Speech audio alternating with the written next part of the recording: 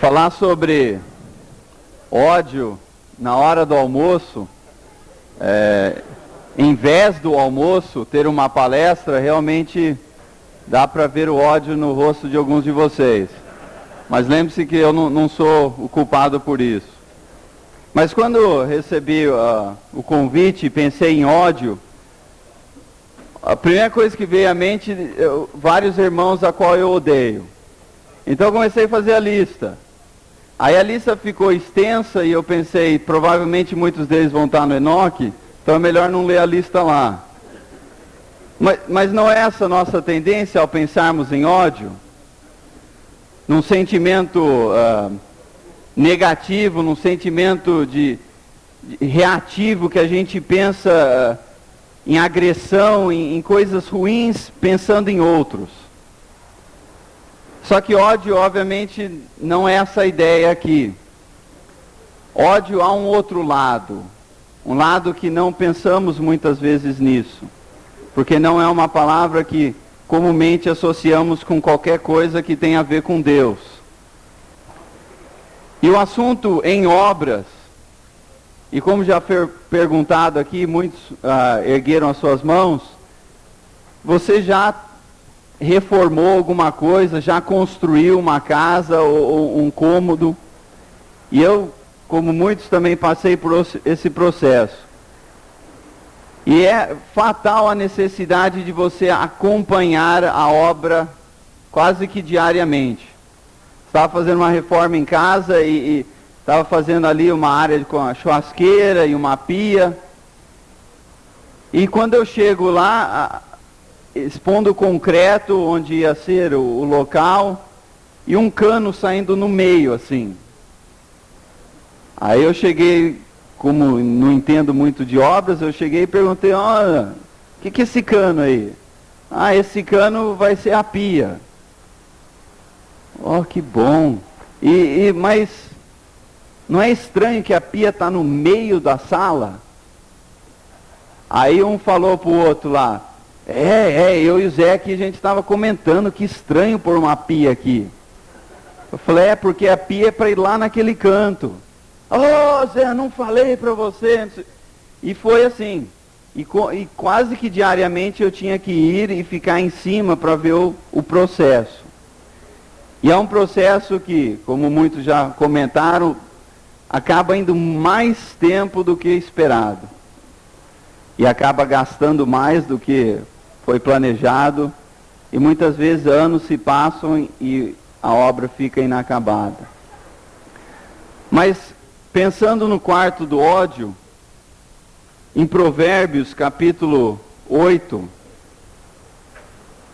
na verdade, primeiramente em Eclesiastes, capítulo 3, Eclesiastes aborda a questão assim, o que vale a pena nessa vida? O que eu ganho com todo esse meu esforço nesta vida? E ele vai gradativamente mostrando que as coisas a qual corremos atrás são, na melhor das hipóteses, ilusórias. E dentro disso ele chega no capítulo 3 e tem uma certa poesia ali, falando que há um tempo certo, uma ocasião certa, há um tempo certo para cada propósito debaixo do céu. E aí ele vai dando algumas ilustrações disso e chega num que fala, no versículo 8, tempo de amar e tempo de odiar. Então, aparentemente, nesta vida onde muitas coisas são ilusórias, há um tempo também de ódio. Em Provérbios, capítulo 8, versículo 13, Provérbio diz assim, temer o Senhor é odiar o mal. E Provérbios pende nessa ideia de temor. E diz que temer a Deus, capítulo 1, versículo 7, é o princípio da sabedoria de Deus. É os primeiros passos. Porque temor é uma combinação de reverência a Deus e obediência. E dá início então a um caminho de sabedoria. E neste caminho, temer a Deus se mostra em também um ódio pelo mal. E continua o versículo. Odeio o orgulho e a arrogância, o mau comportamento e o falar perverso. Há um ódio em quem teme a Deus. Um ódio pelo mal. Mas que tipo de ódio é esse? Vamos ver algumas coisas para tentar nos ajudar a entender melhor isso. Quando estamos em obras, assim como uma obra em nossa casa, muitas vezes a gente acaba meio que cansando do processo, do dinheiro envolvido, do que é exigido, do dia a dia, porque queremos coisas bem feitas no começo. Mas se o negócio vai se prolongando, o esforço vai sendo grande, acaba chegando num ponto que a gente tá bom assim mesmo. Chegamos com a atitude, não, deixa, não está muito bem ali o esquadro, mas tá bom, vai. Porque acabamos cansando. E no começo aquele negócio meio fora ali irrita, mas vamos desenvolvendo uma certa atitude de conforto com o que está errado. Vamos vendo aquilo gradativamente e ficamos confortavelmente indiferentes com o que está obviamente errado, ou não tão certo, na melhor das hipóteses. Por exemplo, em Provérbios capítulo 16, versículo 18 e depois o 20, um provérbio conhecido: o orgulho vem antes da destruição, e o espírito altivo antes da queda. E se você emendar essa ideia com o 20, diz: quem examina cada questão com cuidado prospera, e feliz é aquele que confia no Senhor. Nessa nossa atitude de confortavelmente indiferentes, ficamos também confortavelmente tolerantes de coisas erradas. E talvez, eventualmente, é um motivo de orgulho.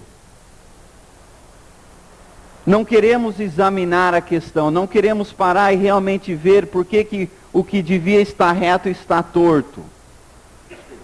Ou há uma decisão que estou prestes a tomar, parar para examinar, refletir.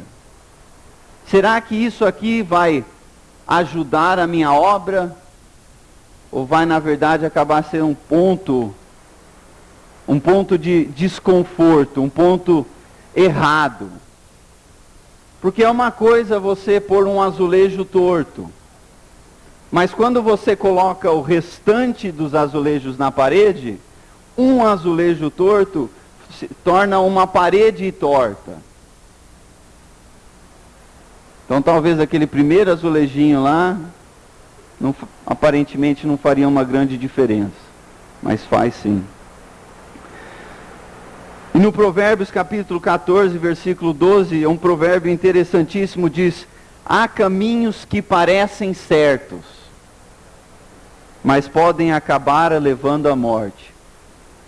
Há uma maneira de construir a nossa vida que aparentemente é certo. Olhando superficialmente, parece que vai dar certo, é o caminho. Vai assim que vai dar certo. Só que infelizmente acaba chegando num lugar que não era lá que queríamos ir. Mas de ponto de partida tinha uma aparência de correto, um marketing muito bem elaborado, por um caminho que se aparenta ser o de Deus, mas obviamente o destino revela que não é. Miguel de Montaigne, um filósofo francês, disse: o homem é um louco varrido, não pode fazer um verme sequer, mas faz deuses a dúzias.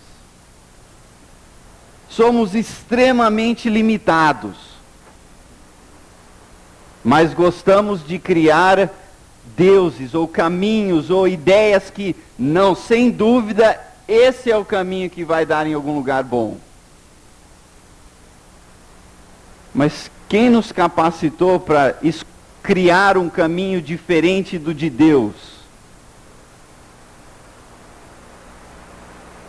Seríamos loucos varridos se colocássemos em tantas palavras. Mas normalmente não é assim que raciocinamos. Eu só estou dando uma melhoradinha, Deus quer que eu construa esse quarto assim, assado, mas eu acho que vai ficar um pouco mais bonito se eu mudar esses quadros, se eu pôr essa parede para cá. E aí fugimos da planta para criar o que queremos ou achamos melhor.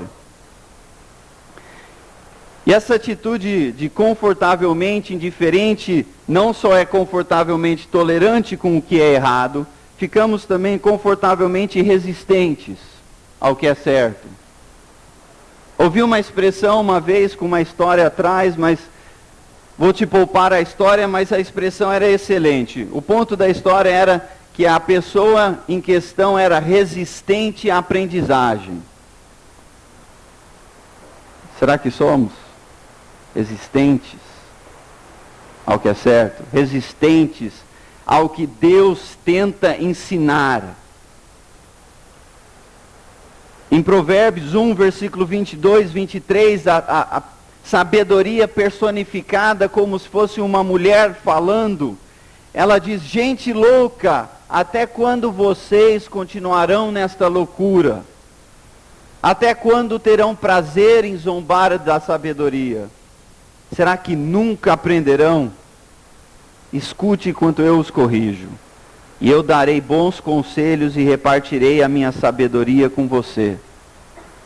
Até quando vão ser resistentes à aprendizagem? Porque, gente, o caminho de Deus não é algo escondido, que só grandes teólogos que superam a inteligência da maioria são capazes de desvendar em algum lugar oculto.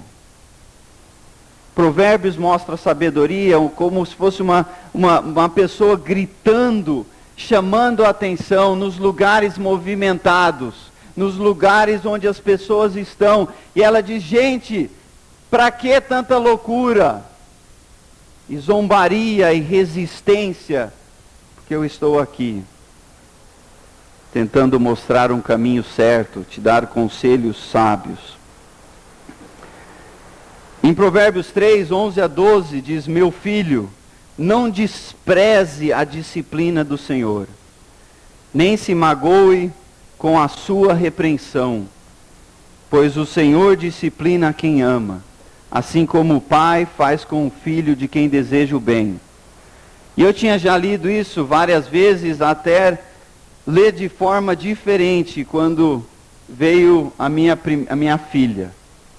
E depois o meu filho. E realmente, disciplino porque amo. E minha filha é óbvia na expressão dela, tem 4 anos.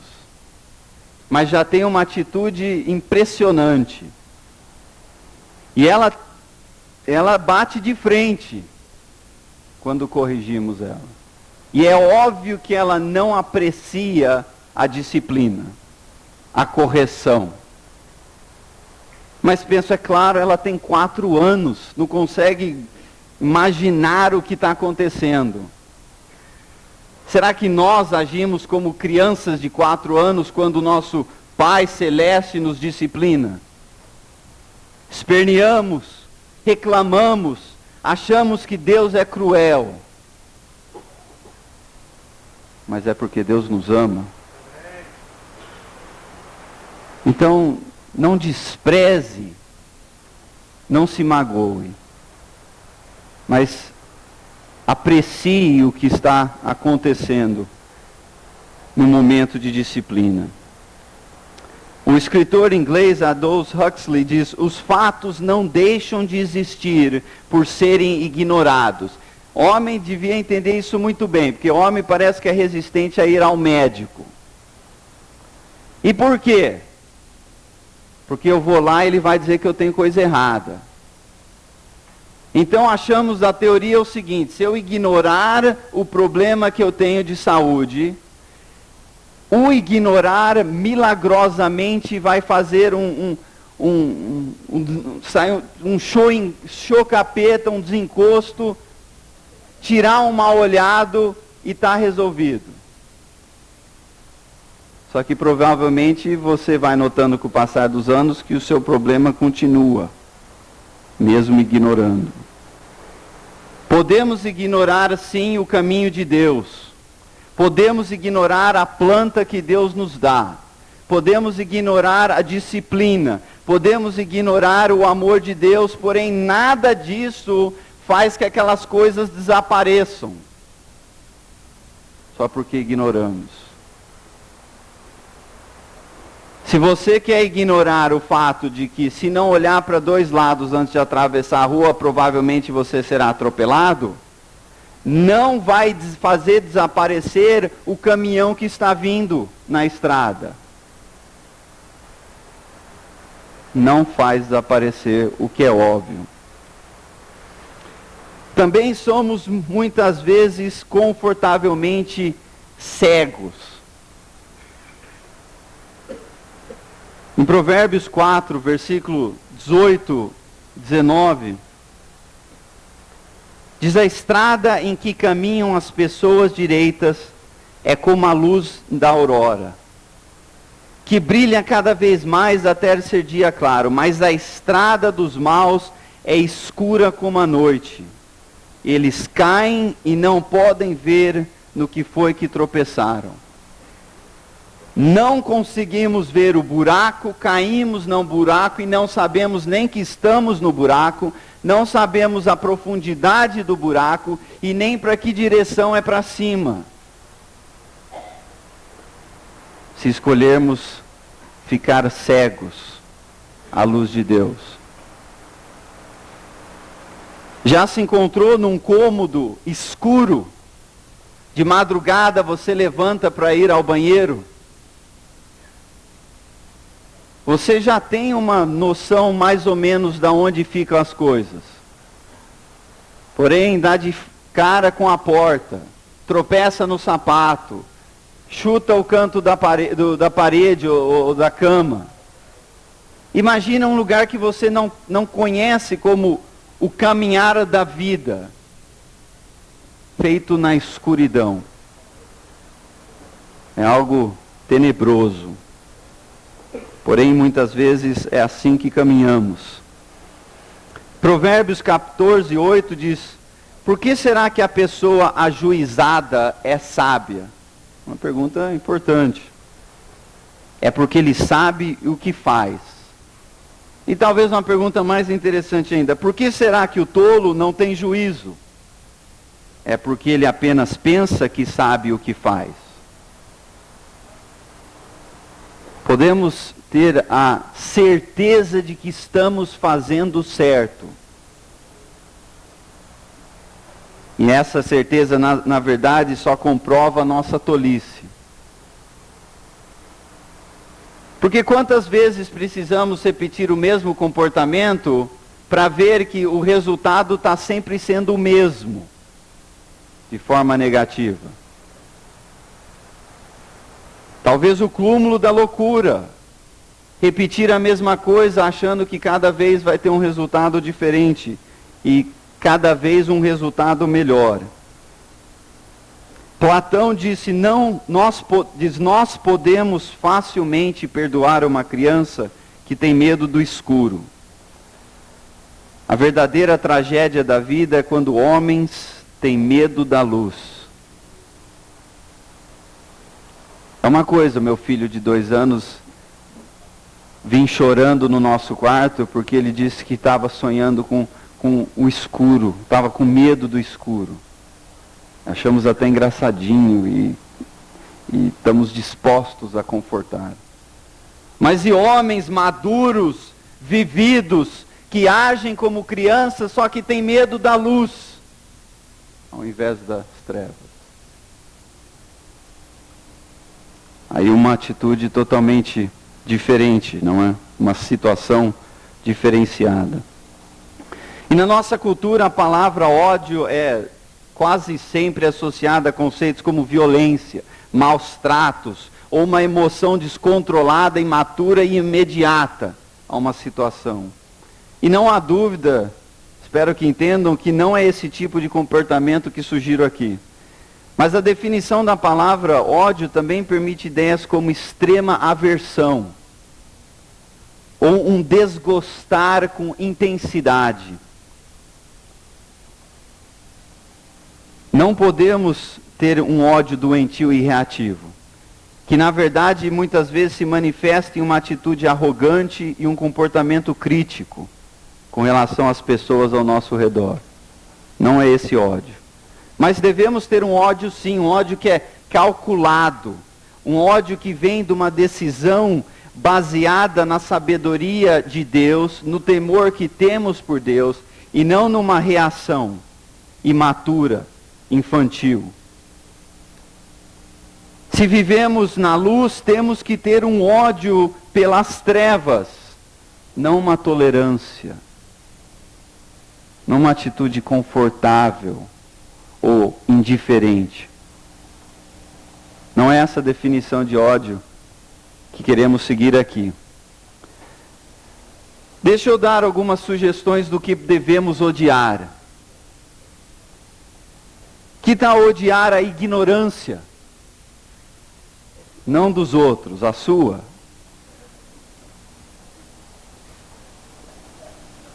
E a minha.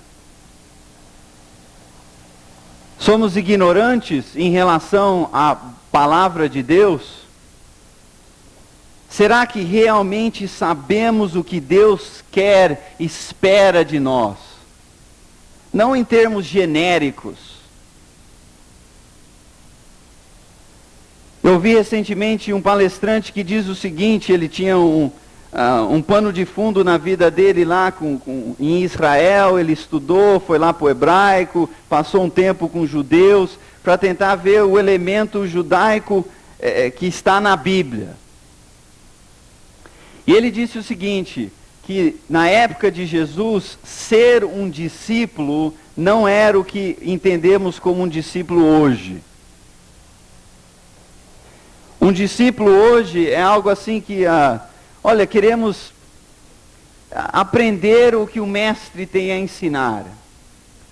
Ele diz, mas na época de Jesus, era não só querer saber o que o mestre sabe, mas é querer ser o que o mestre é. E como que vamos ser o que Jesus é, se somos ignorantes sobre o que Jesus disse? Quanto tempo passamos na Bíblia? Quanto tempo passamos nos Evangelhos?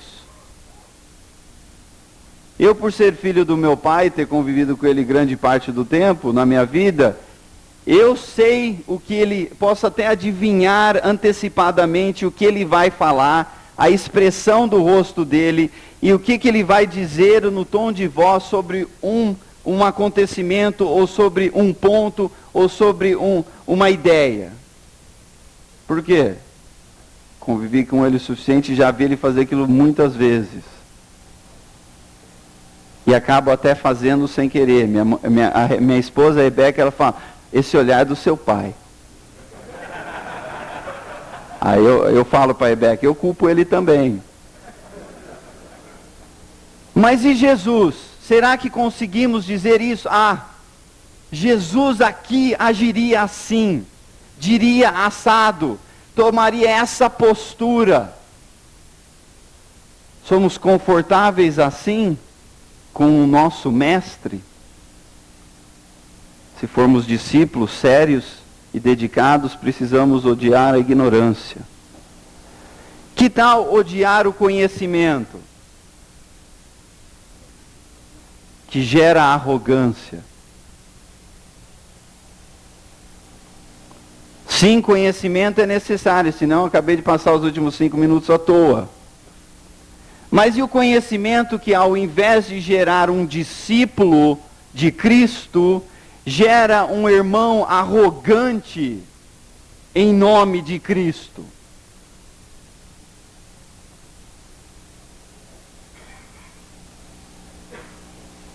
Aí o conhecimento não serviu para o bem.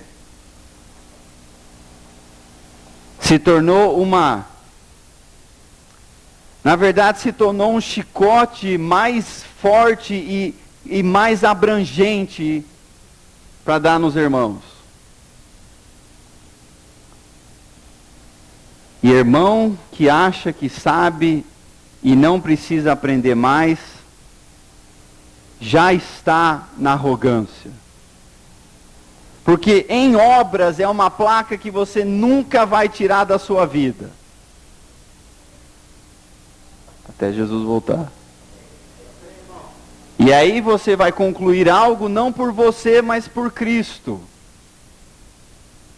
Então em obras não tem fim, inclusive no conhecimento, inclusive nos outros quartos, os assuntos que foram tratados até aqui. Que tal odiar uma obra que está deixada para trás? Em Bauru tem um viaduto que foi começado. Não sei, uns 20 anos atrás eu acho. E até hoje está lá, inacabado, como um monumento a um monte de coisas erradas. A corrupção, a uma atitude medíocre, a falta de disciplina, e assim vai. Será que temos quartos que não estão inacabados porque continuamos trabalhando, porque abandonamos a obra? Cansei, não aguento mais, ou o motivo que for. Precisamos ter um ódio por esta tentação, essa tendência. Não podemos deixar algo parado. Porque o que acontece com uma obra que fica anos parada? Você quase que tem que começar de novo. Os alicerces não servem mais, as coisas estão corrompidas, o que não foi roubado não serve mesmo, o tempo desgasta. Não podemos deixar isso acontecer em nossas vidas.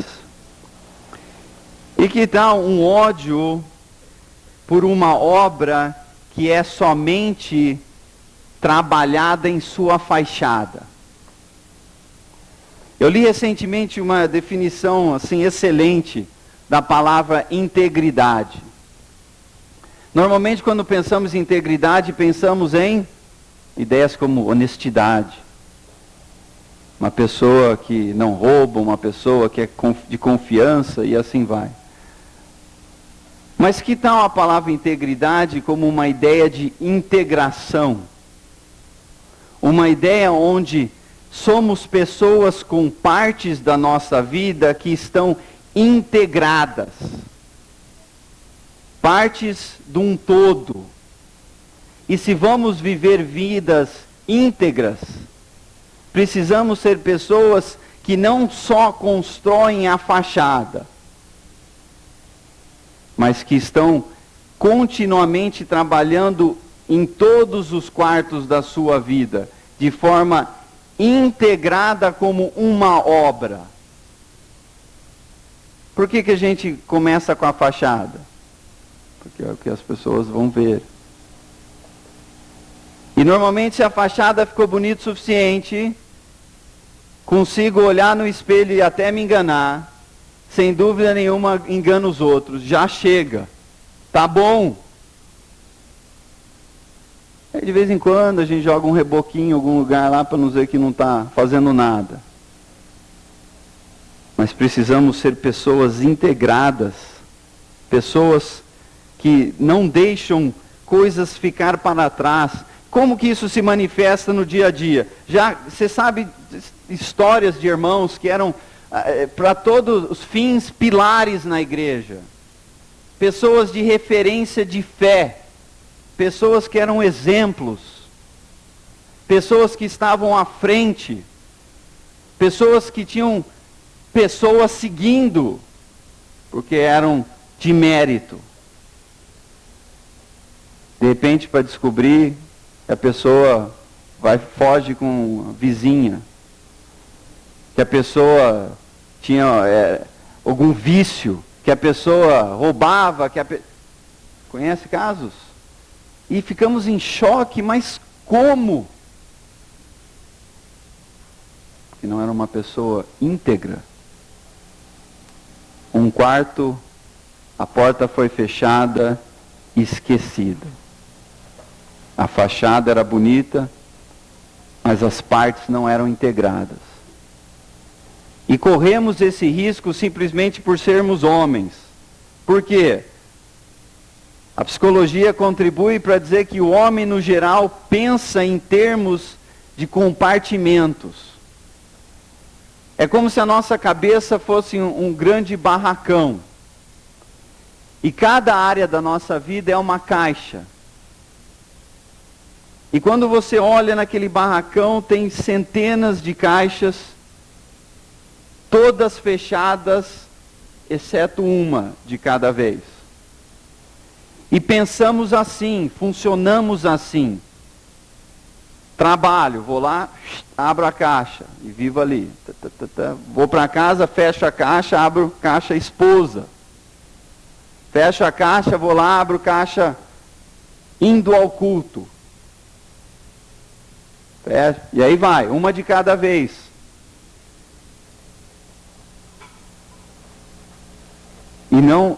E o diferencial do homem com a mulher, muitas vezes, é que cada caixa que temos, nunca uma toca na outra. E raramente duas se abrem ao mesmo tempo. Então, assim conseguimos ter uma caixa amante, fecha, esposa, e como se nada tivesse acontecido. Conseguimos ter uma caixa vício, mas aí uma caixa grande irmão perante a igreja. E não é maldade e no sentido de, olha como eu consigo enganar todo mundo. E na verdade a enganação começa com si próprio. Por causa dessas capacidades de abrir e fechar. Precisamos ser pessoas que odeiam uma obra somente de fachada em nossas próprias vidas. Em Provérbios 8:36, acho que é ótimo para concluir. O outro lado da moeda.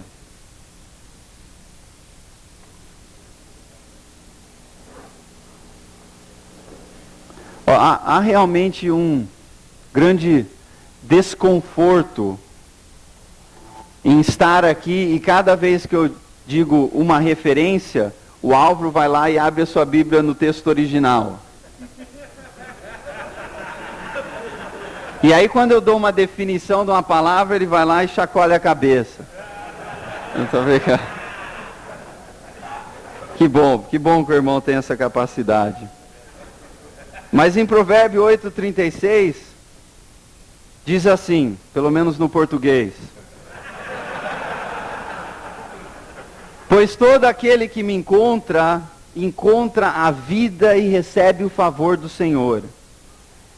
Mas aquele que de mim se afasta, a si mesmo se agride. E aqui o outro lado do ódio. Mas todos os que me odeiam, falando da sabedoria, amam a morte. Você é uma pessoa de ódio, com ódio, que tem um quarto de ódio. Só que no seu quarto o ódio se manifesta uma de duas coisas. É uma de duas cores no seu quarto. Ou você odeia a sabedoria divina, ou você odeia a maldade, a tolice. E se você odeia a sabedoria divina, você está se auto-agredindo. Você está trazendo desgraça a si mesmo. Você perece pela ponta da sua própria espada. o que é especialmente trágico.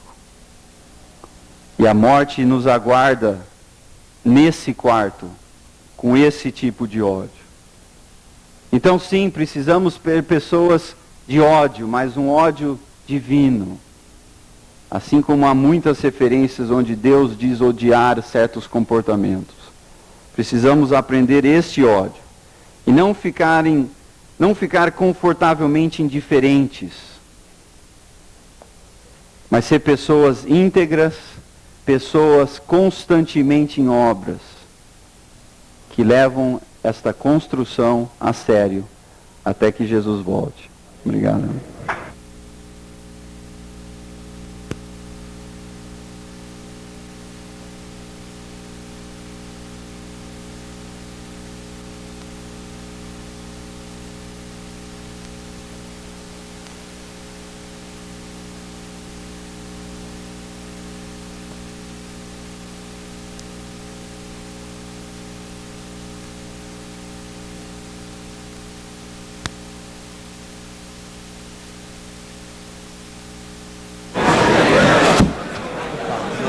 Oi. Deixa eu só chegar aí, para dar bom dia.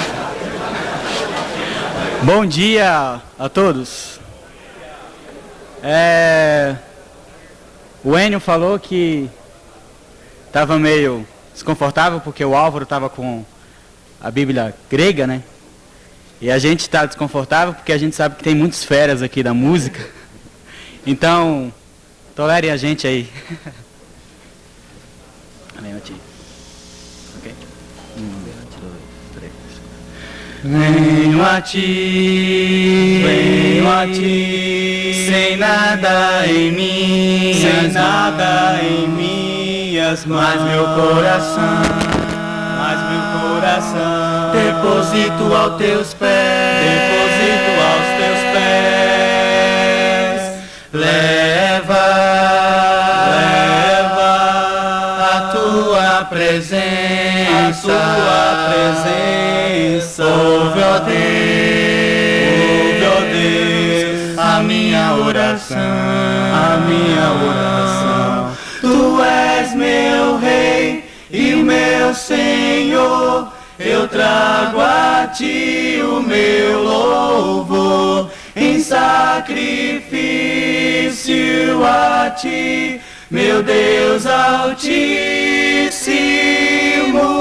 por tudo que fazes por mim, as minhas mãos elevo a ti. Eis-me aqui, rendido estou, Altíssimo. Tu és meu Rei e meu Senhor, eu trago a ti o meu louvor, em sacrifício a ti, meu Deus Altíssimo, por tudo que fazes por mim, as minhas mãos elevo a ti. Eis-me aqui, rendido estou, Altíssimo.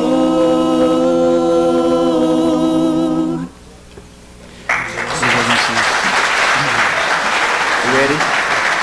Começa vocês dois. Luz das nações que dissipas, luz das nações que dissipas, luz das nações que dissipas trevas.